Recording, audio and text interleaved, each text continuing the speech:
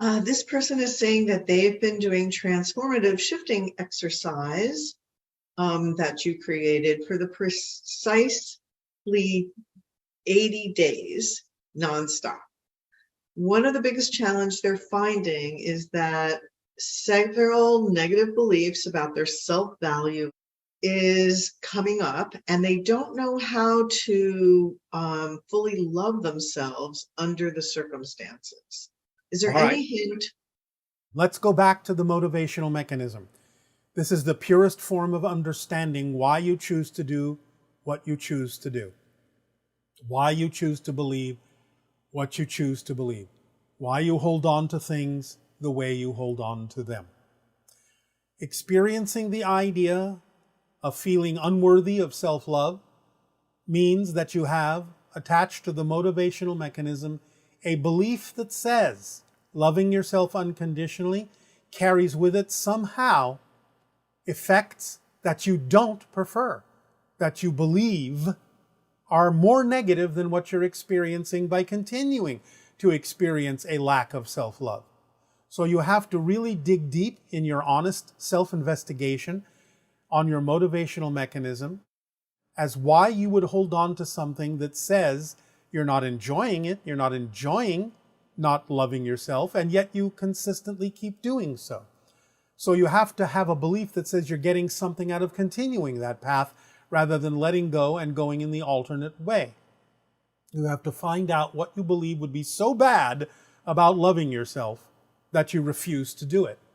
So you have to examine your definitions, what you've been taught in life, what you've been brought up with, and really reach that kernel, that core belief that says, refuse to love yourself because the alternative is worse.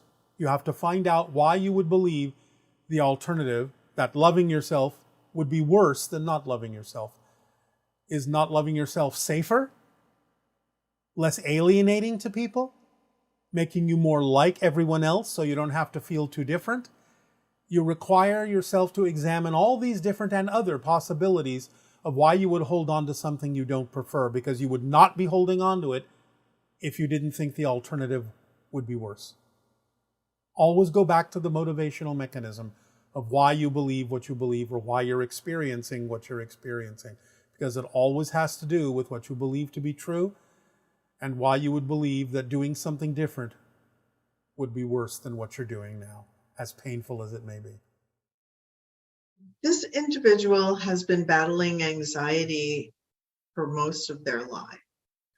They meditate and they're on a low-dose medicine, which helps. Can you suggest a method for me or this person that can be more in the moment and to stop ruminating and worrying about things that they can't control? What I have just said to the other person will also work for this person. They need to meditate and focus on the idea of the beliefs they have attached to the motivational mechanism within them and ask themselves the honest question and revealing question, what am I getting out of these ruminations? How is it serving me? What am I afraid to let go of that I think would be worse if I did? They have to really focus on the idea that they're continually choosing to ruminate on these things to prevent themselves from going in a different way, a different direction that they have a belief that says it would be worse than where they are, as stuck as they may feel.